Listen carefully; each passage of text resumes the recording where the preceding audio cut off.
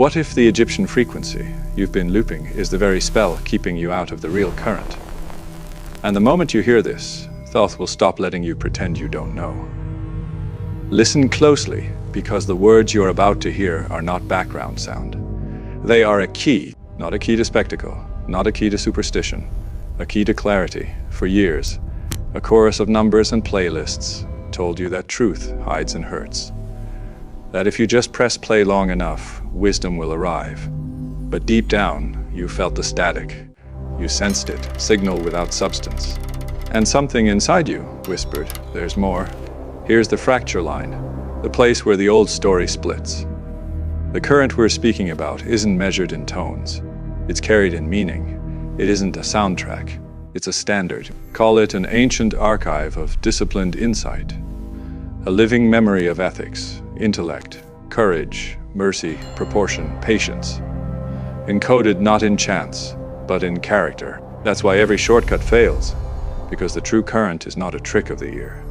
It is a refinement of the heart and the mind, Thoth, not as an idol, not as an object of worship, but as an archetype of luminous intellect.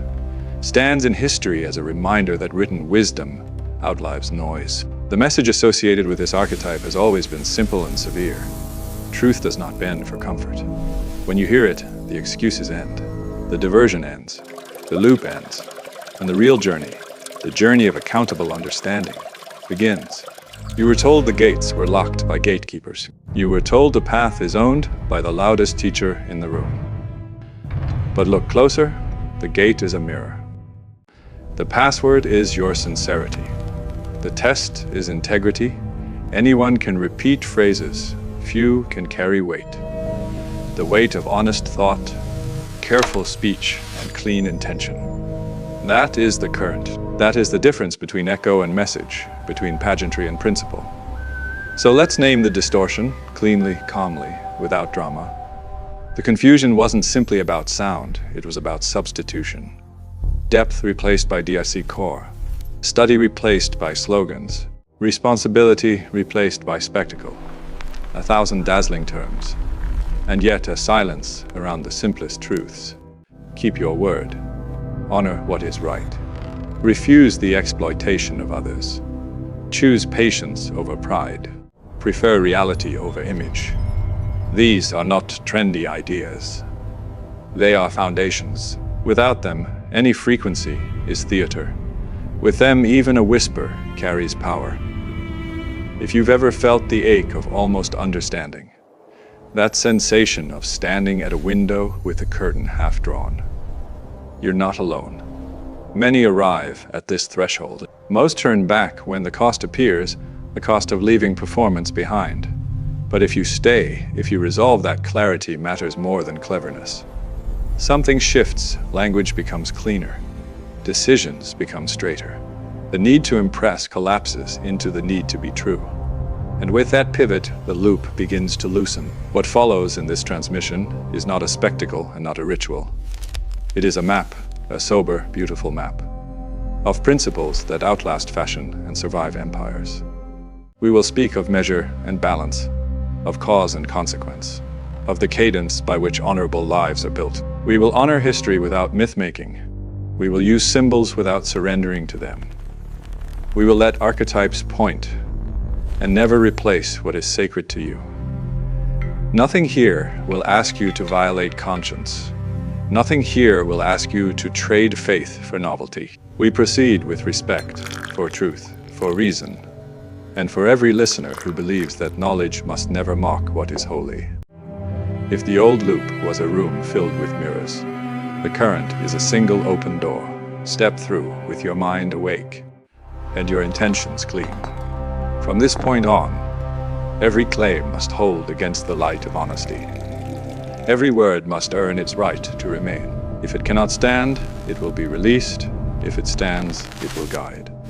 And in that simple discipline, without theatrics, without excess, the static begins to clear, and the current becomes audible. This is where we begin.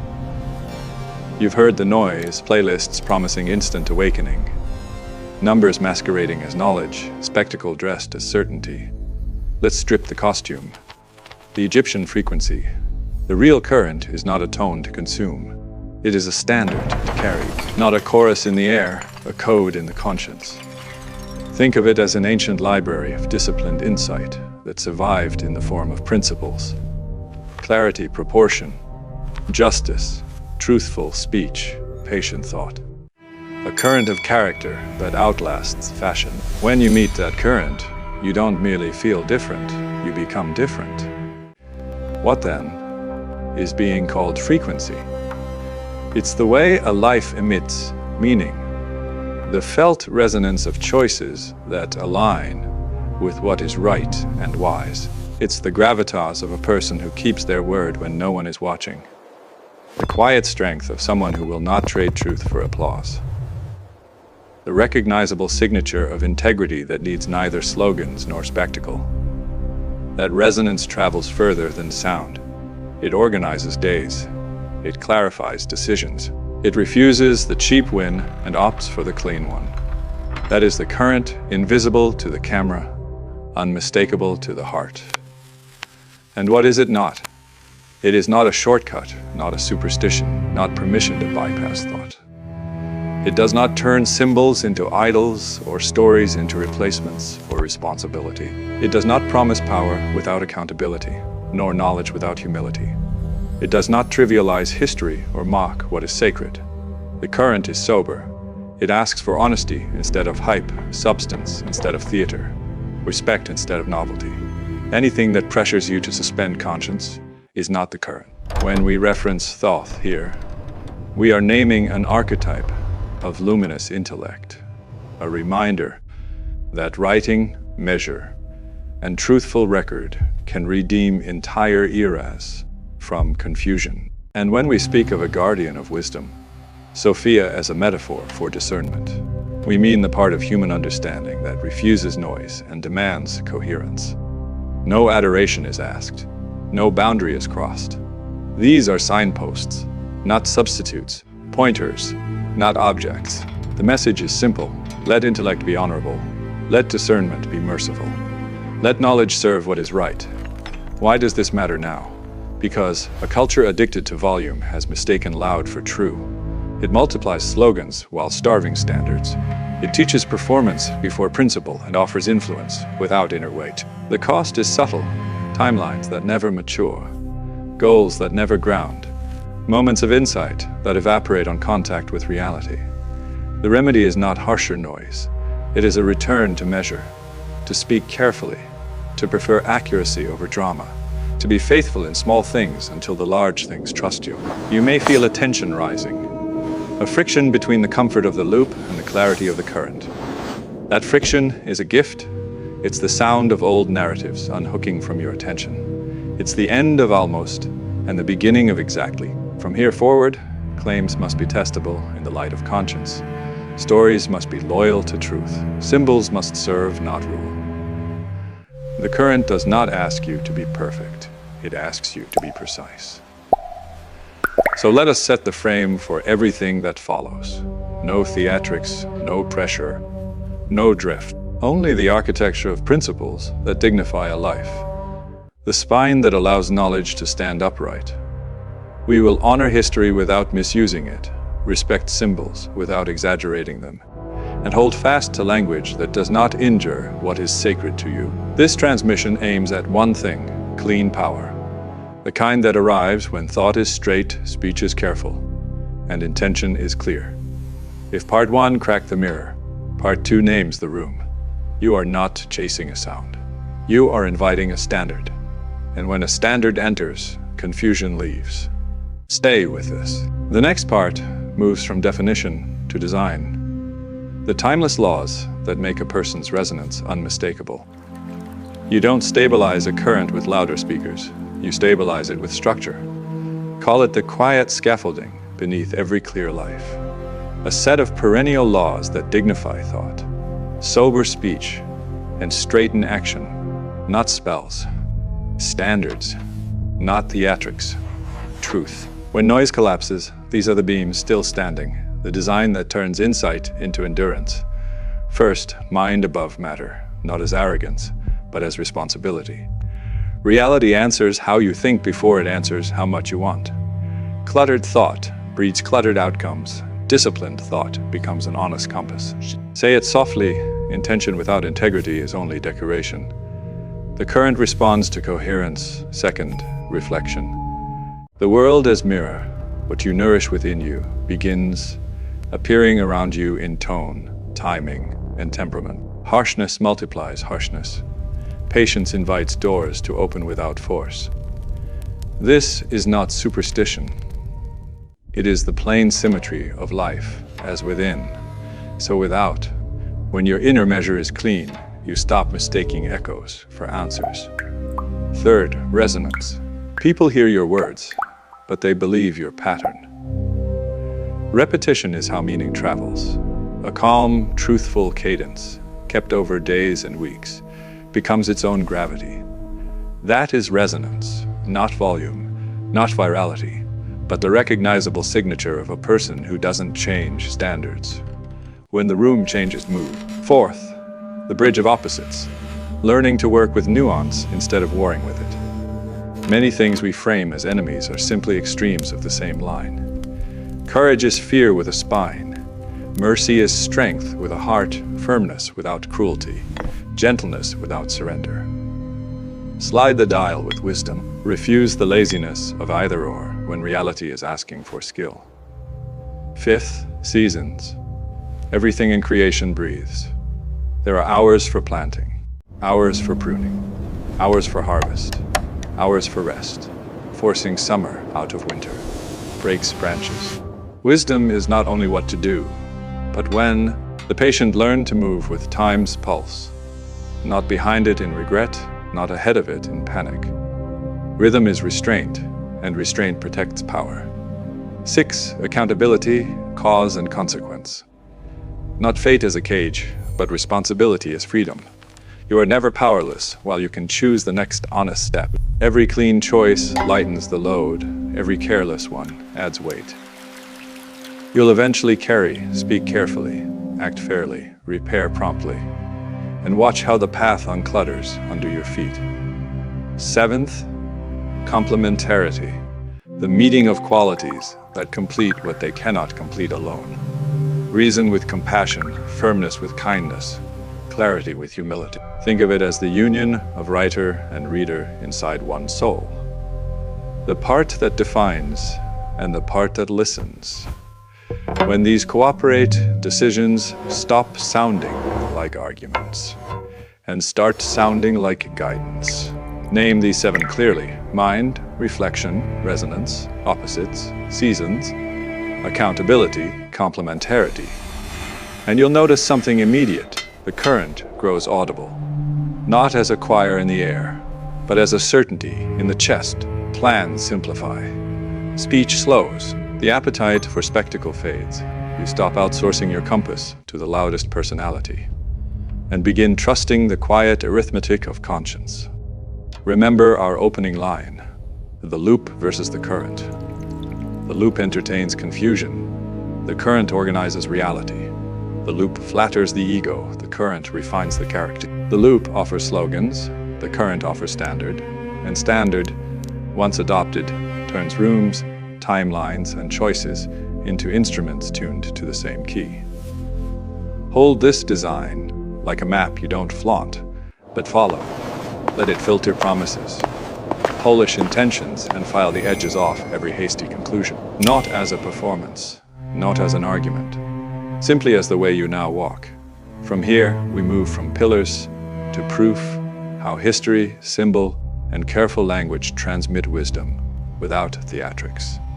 And why the loudest myths keep missing what is right in front of them. We honor history best when we refuse to bend it into theater. The noise loves costume. The current prefers record. Dates, inscriptions. Careful lines cut into stone and memory. When people argue about pyramids as if they were props, they miss the simplest wonder. An entire civilization insisting that knowledge be measured, language be kept, and speech be responsible. That is the transmission. Not a charm, not a chant. A culture of accuracy. You don't need special effects when the evidence is already luminous. Meticulous building, mathematical proportion, patient scholarship, and a reverence for clean thinking that outlives the loudest fashion. Symbols enter here, and this is where many lose the path. A symbol is not a shortcut, it is a sentence compressed. It speaks in layers. The moment you treat it like a trick, it goes silent.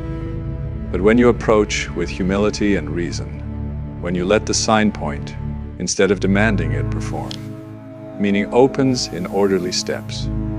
The anke may whisper of life, the feather may whisper of fairness, the scales may whisper of justice. None of them demand spectacle. They ask only that you carry their meaning into your manners, how you think, how you speak, how you decide. The archetype of Thoth, again, not an object of devotion, but a portrait of luminous intellect, stands for the simple miracle of a written line that keeps a people from forgetting what matters. The scribe's reed is not a wand, it is a pledge to record honestly, to weigh words before releasing them, to prefer clarity over applause. That pledge is the true mystery school most are searching for. The school where every sentence is a small oath, every ledger a quiet mirror, every archive a lighthouse against confusion. When language is clean, life straightens. When language is careless, everything tilts. Why? Then do myths keep getting louder, while wisdom keeps speaking softly. Because loudness sells. Because certainty without study flatters impatience. Because turning history into a spectacle is easier than turning yourself into a trustworthy narrator. But the current remains immune to hype. It does not rise for volume. It rises for virtue. Fairness, patience, fidelity to truth, mercy and strength without cruelty. You can hear this current even in silence. You can see it in the way a person pauses before a claim, checks a source, softens a judgment, and corrects themselves without shame. That is power, the kind that needs neither costume nor crowd. So let us draw the line with grace. We can honor symbols without idolizing them. We can study legacy without rewriting it. We can use archetypes as lamps, not ladders to vanity.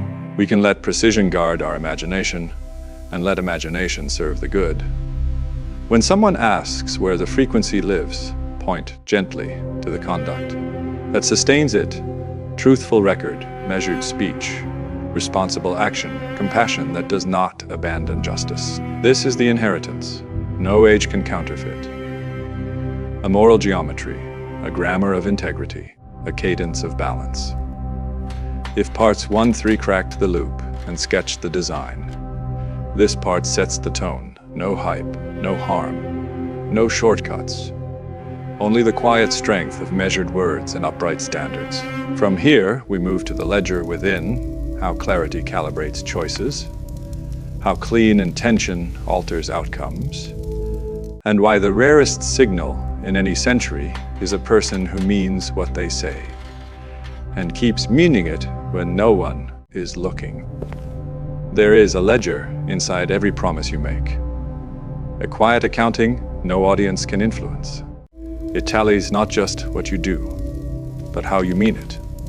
The tone under the words, the motive beneath the motion. Outcomes are not only events, they are echoes. And the echo takes its shape from the integrity that launched it. Call it inner arithmetic, clean intention fanti, clean consequence. Crooked motive thanti, crooked return, not superstition. Symmetry. Clarity is not a mood, clarity is measurement. When you name a thing exactly, not larger, not smaller, the world meets you where you truly stand. Precision trims the drama off desire. Honesty trims the noise off fear. And in that trimming, decisions stop wobbling. The yes becomes a yes without hidden clause. The no becomes a no without secret apology. This is why the rarest signal in any century is a human being whose speech and spine agree. The loop loves performance, a sparkle of certainty for the crowd, a private loophole for the self. But the current asks for unison, thought, tongue, and deed in the same key. That unison has a sound. Not loud, not flashy, but unmistakable. You've heard it before in people who don't sell what they haven't lived, who pause before conclusions, who would rather be accurate than adored. Their presence edits the room, posturing softens. Haste slows, truth gets a chair.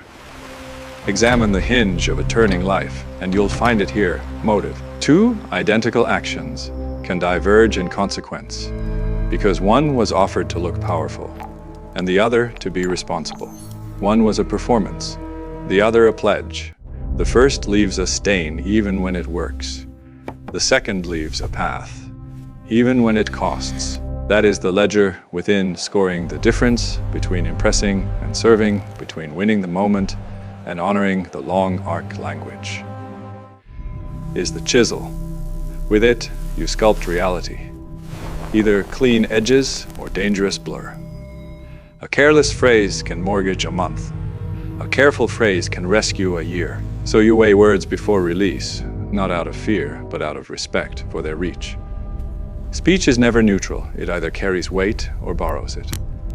It either clarifies or clouds. When your tongue refuses to outrun your conscience, the ledger records credit, trust earned, chaos, reduced futures simplified. This inner accounting does not shame, it shapes. It is the merciful mirror that lets you course, correct without theatrics. No crowds, no chance, no costumes. Only the simple dignity of aligning your private motive with your public claim. And when that alignment is steady, outcomes begin to echo differently. Invitations arrive that match your depth. Doors that were noisy go quiet. The path doesn't get easier, you get straighter, and straightness reduces waste. Hold this like a seal on your front page. The current does not reward cleverness. It rewards coherence, not the appearance of rightness, the patience of it, not the costume of wisdom, the conduct of it. When the ledger within is clean, the world does not become perfect. It becomes legible, and legible is enough to walk by. From here, we turn to the grammar of timing, how seasons protect strength, how restraint multiplies impact, and why moving in rhythm with what is right outperforms. Every hurry, the loop can sell. Power doesn't only ask what you do, it asks when. There is a cadence to clean outcomes, a quiet meter beneath events that rewards restraint and punishes hurry. The loop confuses speed for destiny. The current respects season. Wheat does not ripen faster because we stare at it. Stone does not soften because we shout. The strong don't fight the clock, they listen to it and move when reality is receptive. Timing is not passivity, timing is precision. A decision made a day too soon can cost a year. A word spoken an hour too late can bruise a friendship that truth was meant to heal. So the current teaches a simple hierarchy first, right? Then ready, then release, right? Meaning measured by conscience and fact. Ready, meaning the context can actually bear the weight. Release meaning you step without fanfare, because the step serves the good, not your image. Every season carries an assignment. Some hours are for gathering facts, some for narrowing options, some for quiet strength that refuses to force what isn't prepared to hold. Restraint is not weakness, restraint is stewardship. Choosing not to spend tomorrow's credibility on today's applause. When the window opens, you move cleanly. When the window is shut, you keep your hands off the hinges. Forcing doors teaches the wrong lesson. Patience teaches the right one. Notice how rhythm protects character. In moments of momentum, rhythm keeps pride from outrunning prudence. In moments of delay, rhythm keeps discouragement from rewriting the story. The loop makes both errors. Boasting in summer, breaking in winter. The current stays even, thankful without arrogance in harvest, steadfast without bitterness in drought. This is not mood management. It is moral tempo, a steady pulse that refuses to trade integrity for intensity. Silence, too, has timing. There is the silence of wisdom, waiting until you can speak with accuracy and mercy. And there is the silence of fear, avoiding truth, because truth might cost.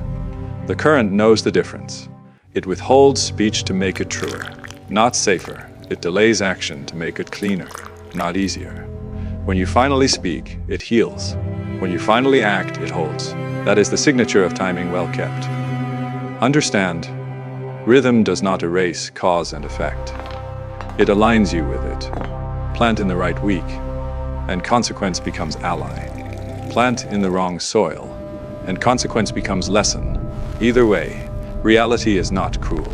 It is consistent. You are never powerless, while you can choose patience over panic, clarity over noise, measure over momentum. The world may rush, you will not. The world may dramatize, you will decide. This is why quiet people can move mountains. They refuse to spend themselves on friction. They let truth assemble before they present it. They let trust accumulate before they lean on it. They allow a plan to mature until it needs no defense. Then, when the time is full, they step once. And that single step travels farther than 100 frantic gestures. Not because they were lucky, but because they were timed. Hold this as a living rule: haste is expensive. Rhythm pays dividends. Choose the day that answers your purpose, rather than the hour that flatters your ego. When the current and the moment agree, effort feels lighter, speech lands softer, and outcomes carry less collateral damage. From here, we turn to consequence without cruelty, how accountability clarifies paths, how repair outruns regret, and why a clean correction is stronger than a perfect pose. Accountability is not a hammer. It is a compass. It doesn't exist to humiliate, it exists to orient. When the loop stumbles, it hides and poses. When the current errs, it names the truth, adjusts the course, and keeps its dignity. That is the quiet difference. Punishment performs for a crowd. Repair performs for reality. And reality remembers who chose repair. Cause and effect is not a cage, it is clarity. Decisions throw shadows that follow us until light is brought to them. A careless promise can borrow against tomorrow. A careful apology can repay the debt with interest. The current does not traffic in perfect masks. It practices clean corrections. A single honest sentence, "I was wrong, here is my amendment," carries more authority than 1,000 polished defenses. Cruelty loves the spectacle of blame. It points, it shouts, it collects allies. But cruelty cannot build. It can only bruise. Accountability builds because it measures, mends, and moves. It asks what actually happened. What would be right now? What restores trust without rewriting the past? That sequence is simple, severe, and merciful. It refuses both denial and drama. It refuses to trade truth for theater. Understand the math. Correction is cheaper than concealment. Concealment demands new lies to defend old ones. Correction pays once and frees the ledger. When you cleanly amend a record, you don't lose respect. People remember how you handle friction, whether your voice lowers and your facts sharpen, or your volume rises while your evidence thins. The current speaks softly, not because it is timid, but because confidence has no need to shout. There is strength that breaks, and there is strength that binds. The first wins arguments and loses relationships. The second repairs without erasing the line between right and wrong. Note the craft, firm on facts, gentle in tone, specific about the miss, precise about the fix, no inflation, no humiliation. That skill is not natural, it is chosen. And once chosen, it becomes a signature others can trust. Language again is the instrument. A phrase can scorch a field or seed it. You always, and you never, are solvents that dissolve nuance. The current prefers particulars, dates, decisions, details. Particulars allow repair. Generalizations invite retaliation. Speak like a surgeon, not a storm. Cut only what is diseased. Preserve everything that still lives. In time, your words begin to feel like shelter. Firm walls, open doors, clear windows. Do not confuse gentleness with softness. The current is gentle because it is strong. It can afford patience.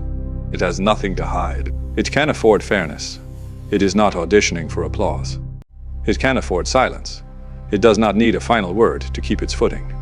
That poise turns chaos into sequence. First the truth, then the remedy, then the steady return to work.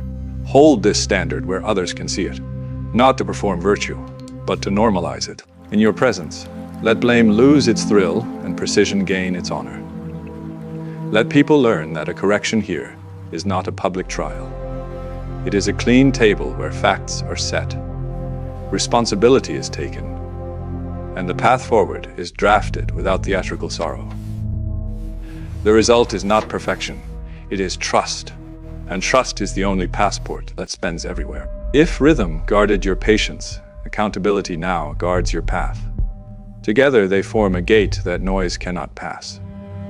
From here, we approach the union of qualities, the rare balance of clarity and compassion, reason and warmth, principle and grace, the complementarity that turns knowledge into guidance and turns a life into a signal others can safely follow.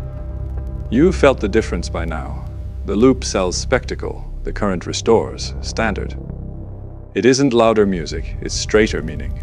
It isn't a shortcut, it's a spine. And somewhere between your first doubt and your latest breath, something steadied, the voice that prefers truth over theater, conscience over convenience, clarity over noise. That, not a playlist, not a pose, is the signature that outlives fashions. The quiet proof that a person can be powerful without abandoning what is right. Hold that proof a moment. Let it weigh more than the room's opinion. Let it weigh more than a passing trend. Thoth here remains a symbol of luminous intellect, a reminder to weigh words before they leave your mouth. Sophia remains a symbol of discerning wisdom, a reminder to let understanding be merciful and precise. No idols, no theatrics, only signposts pointing to clean thought, careful speech, and honorable action. Nothing in this house conflicts with faith or conscience. Everything in it serves integrity. So here is the seal we place on this transmission. Simple, sober, unshakable. May your thinking be honest, your speech be measured, and your decisions be worthy of the trust they ask for. If the world forgets its manners, you will not. If the timeline screams, you will not. If the crowd wants volume, you will bring weight. And now, the turning of the page, the part where inspiration becomes declaration. If this reached you, say it out loud in the comments. I choose clarity. Not for show, for agreement. Let your own voice hear you. Let the algorithms that chase noise learn, for once, to chase character. If this steadied you, subscribe, not to collect another channel. To build a room where standards are normal, where symbols are lamps and never ladders to ego, where knowledge keeps its humility and its courage at the same time. If this belongs with someone you love, share it now, not next week, not. When you're free, the loop grows by delay, the current grows by decision.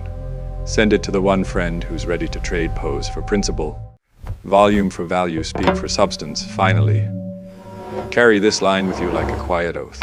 No more loops, only the current. When you're tempted to impress, choose honesty. When you're tempted to hurry, choose rhythm. When you're tempted to punish, choose repair. That is how rooms change. That is how eras change. That is how you become the signal you were searching for. Thank you for listening with an open mind and a steady heart. Like, comment. I choose clarity, subscribe, share, and meet me in the next transmission where we deepen this standard into stories, decisions, and language you can live with and live by.